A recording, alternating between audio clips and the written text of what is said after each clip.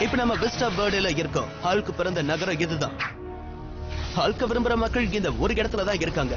இந்த பாலைவனம் உருவாக ஆரம்பிச்சதுல இருந்தே இங்க இருக்கிறவங்க ஹல்க பச்சை நாயகன்னு சொல்றாங்க. ஆமா, என்னது டோர்னடோவா? கேமா எனர்ஜியை ஒன்னா திரட்டி ஒரு பயங்கரமான சூழ்நிலையை உண்டாக்கி ஒரு மோசமான புயல் காற்றை உருவாக்க போகுது.